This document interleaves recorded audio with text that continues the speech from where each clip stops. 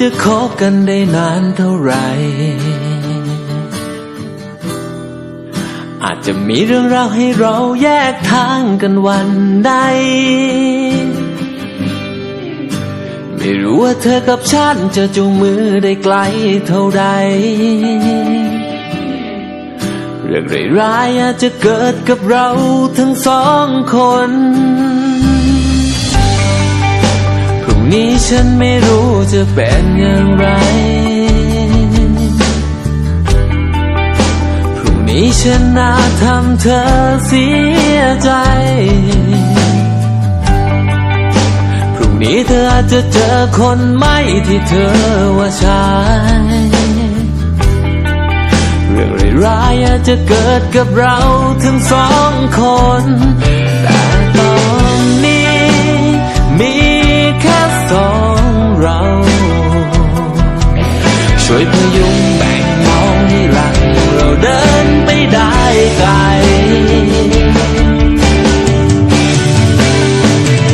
สัญญาได้ไหมจะไม่มีใคร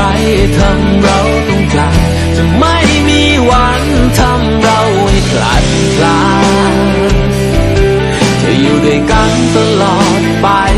จากชายคนนี้จะขอสัญญาดูแลรักษาเธอยิ่งกว่าใครจะฝ่าฟันเรื่องราวร้ายๆไปด้วยกัน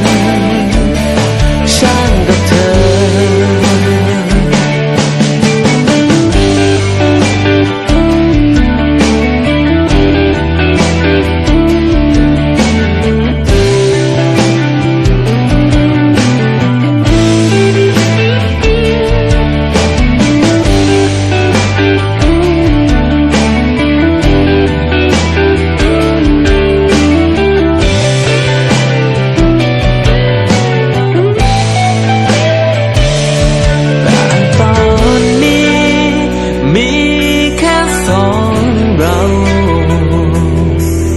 ช่วยพยุงแบ่งเบาให้หลังเราเดินไปได้ไกล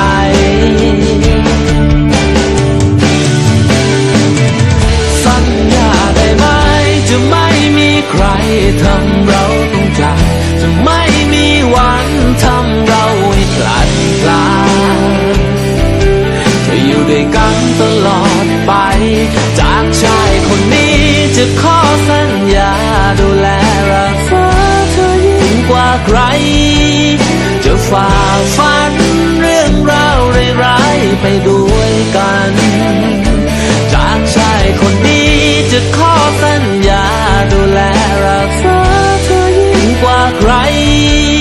จะฝ่าฟันเรื่องราวร้ายๆไปด้วยกัน